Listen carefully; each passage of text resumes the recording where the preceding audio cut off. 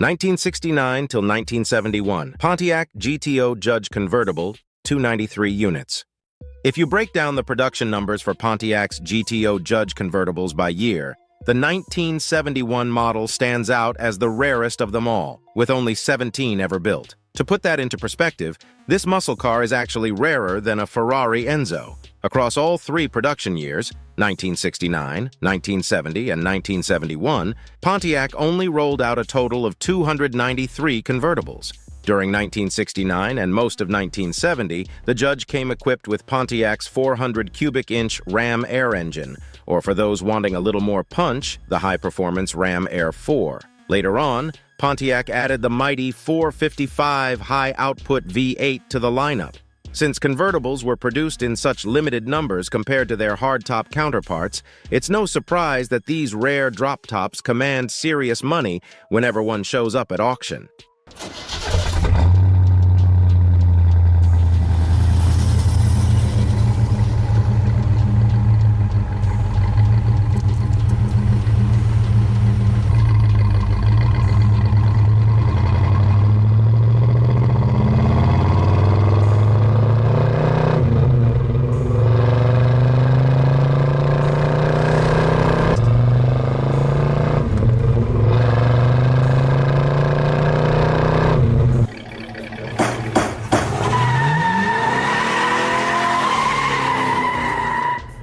1970 AMC Javelin SST Trans Am Edition, 100 units.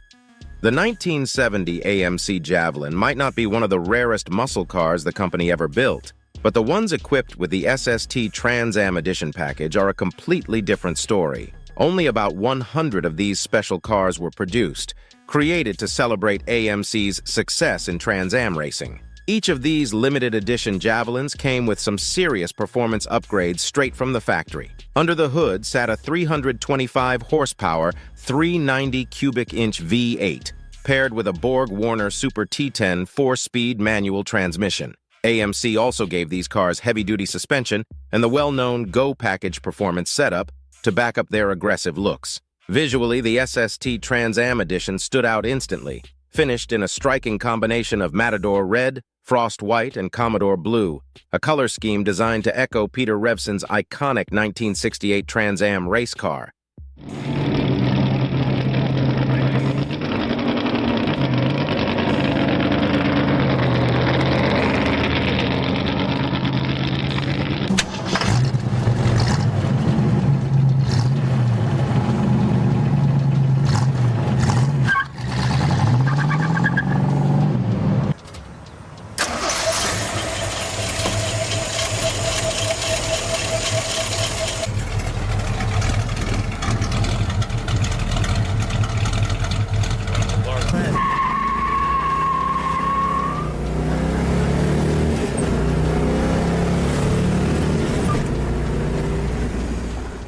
'70 Ford Mustang Mach 1 Twister Special, 96 units. Back in 1970, a company called American Raceways International, or ARI, placed an order for a batch of special Mustangs to be used as pace cars and limited edition promotional models. But before Ford's Special Promotions division could even begin production, ARI went bankrupt, leaving nearly 100 unfinished cars sitting in limbo across various Kansas City dealerships. Rather than scrap the project, Ford decided to turn this unexpected situation into an opportunity. The company rebranded the cars as Twister Specials and gave them a look that was impossible to miss. Each one came finished in bold, grabber orange paint, accented by side stripes and a tornado-themed decal, a nod to their new name. Underneath the eye-catching exterior, Ford equipped the Twister Specials with some serious performance hardware. They came with a functional shaker hood scoop, competition suspension, and a 350 traction lock rear differential. Originally, every car was supposed to get the big 428 Cobra Jet V8, but due to an engine shortage, Ford ended up splitting production right down the middle. Half got the mighty Cobra Jet, while the other half were fitted with the still potent 351.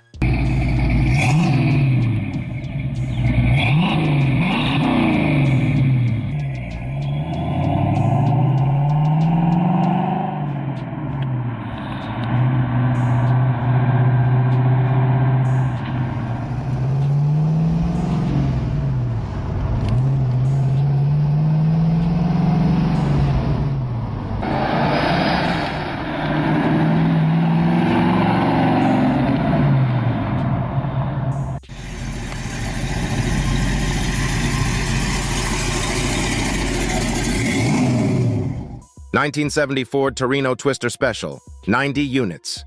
If the Twister Special Mustang already caught your attention, then Ford's Torino version is an even rarer and more intriguing machine. Only about 90 of these promotional mid-size models ever rolled off the assembly line, built right alongside their Mustang counterparts, and that makes them some of the most desirable pieces of American muscle ever created. Just like the Twister Special Mustang, the Torino wore a bold and unmistakable look. Each one was finished in vibrant Calypso coral paint and dressed up with striking graphics and side stripes that proudly hinted at the power lurking beneath the hood. While some of the Twister Mustangs came equipped with Ford's smaller 351 cubic inch V8, every single Torino Twister packed the formidable Cobra jet engine. That combination of rarity, performance, and bold styling ensures these cars remain highly sought after today, often fetching serious money whenever one shows up at auction.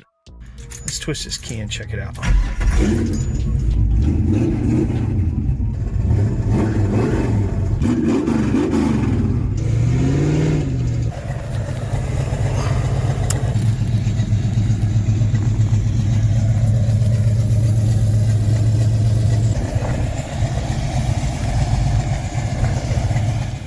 1969 Chevrolet Camaro ZL1, 69 units. While Chevrolet's 427 cubic inch V8 was never originally intended for mass production, an ambitious Illinois dealer named Fred Gibb managed to find a clever loophole in Chevy's COPO, or Central Office Production Order, system. That loophole allowed him to commission a small batch of Camaros equipped with the ultra-rare all-aluminum ZL1 engine. To meet the minimum requirement for competition, Chevrolet only needed to build 50 of these cars. But in the end, the total climbed to 69, each one a street-legal monster hiding pure race engine DNA under the hood. Unlike earlier COPO projects, Chevrolet made Gibb foot the bill for the ZL1's costly development. The result was a Camaro that carried a staggering price tag, over $7,000 at the time, which was a fortune in 1969.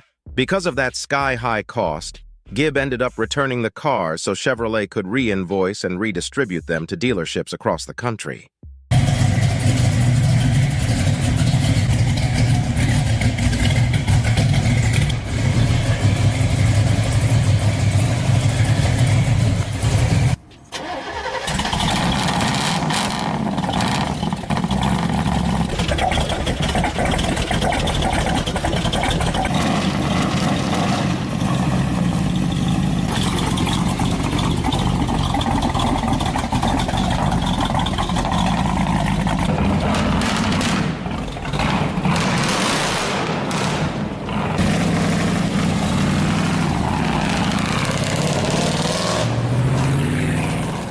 1971 AMC Matador machine, 57 units. In 1971, AMC introduced what it called the Machine Go package, a performance option meant to keep the spirit of the Rebel machine alive after the model itself was dropped. Rising interest rates and lower compression ratios had already started to squeeze the muscle car market, and AMC adapted by shifting its focus to the Matador. However, the Machine Go package wasn't exactly a common sight.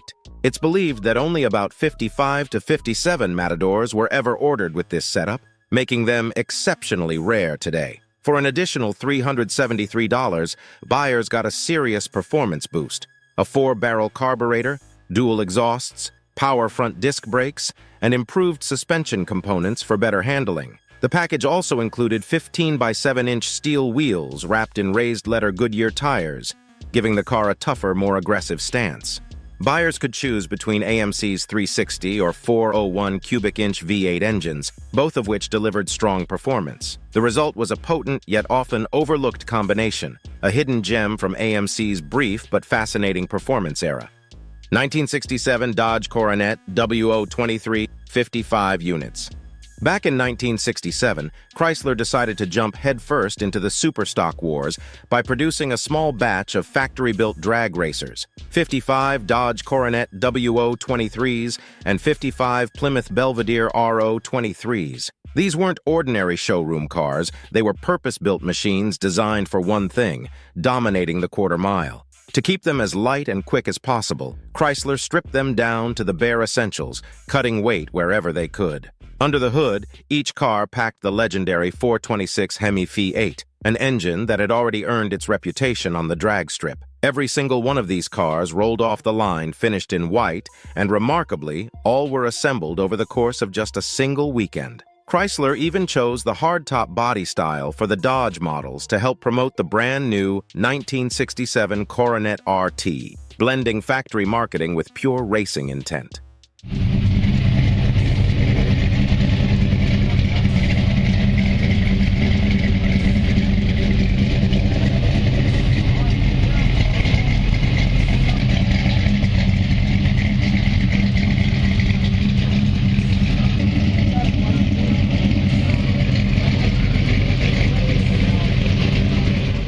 1969, AMC Hearst SS AMX, 52 units.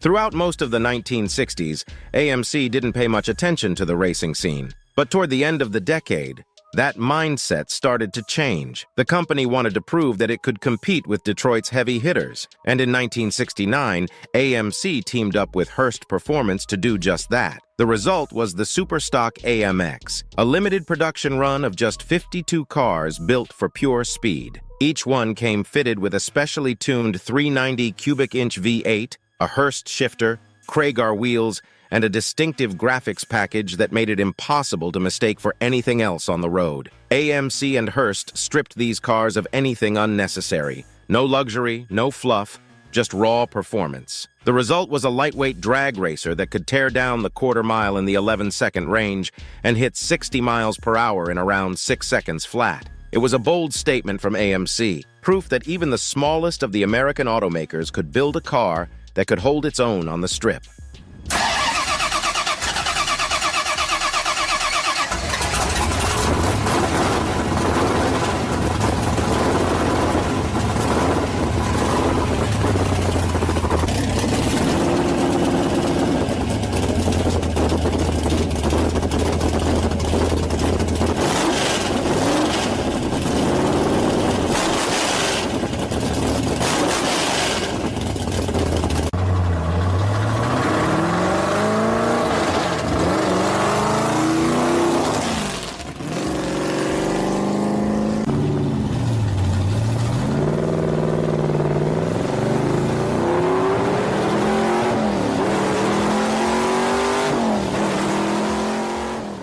1969, Yenko Nova SC, 37 units. Don Yenko built a legendary lineup of 4 27-powered Chevrolet supercars, but among them, the Nova SC stood out as one of the most brutal machines he ever created. Thanks to its incredible power-to-weight ratio, this compact powerhouse was an absolute rocket on the streets. Under the hood sat the fearsome L72 V8, churning out a staggering 425 horsepower. With that kind of muscle, the Nova could blast from 0 to 60 miles per hour in just over 5 seconds, rip through the quarter mile in the low 11s, and top out at around 120 miles per hour. Even Don Yenko himself admitted these cars were wild, describing them as barely legal at best, and he wasn't exaggerating. Their combination of lightweight design and raw power made them a handful to control, and so intimidating, in fact, that many insurance companies outright refused to cover them.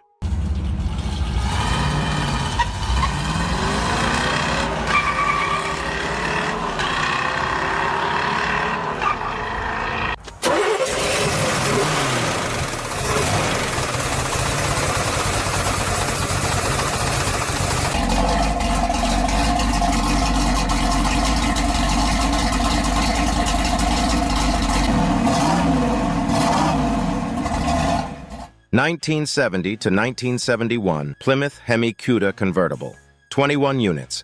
The 1970 to 1971 Plymouth HEMI Cuda convertible is one of those cars that truly needs no introduction. For many enthusiasts, it represents the absolute peak of rarity in the muscle car world, the kind of machine that defines an era. Across those 2 model years, only 21 examples ever left the factory equipped with the legendary 426 HEMI V8. That alone makes the Cuda convertible a masterpiece of both performance and exclusivity. But if you're after the rarest of the rare, the one that truly sits at the top of the pyramid, that would be the 1971 model fitted with a 4-speed manual transmission. Only 7 of those were ever built, a number so small it almost sounds mythical. And naturally, owning one comes with a price tag to match its legend. One of these elusive CUDA convertibles recently crossed the auction block and still didn't sell, even with a staggering bid of $4.8 million on the table.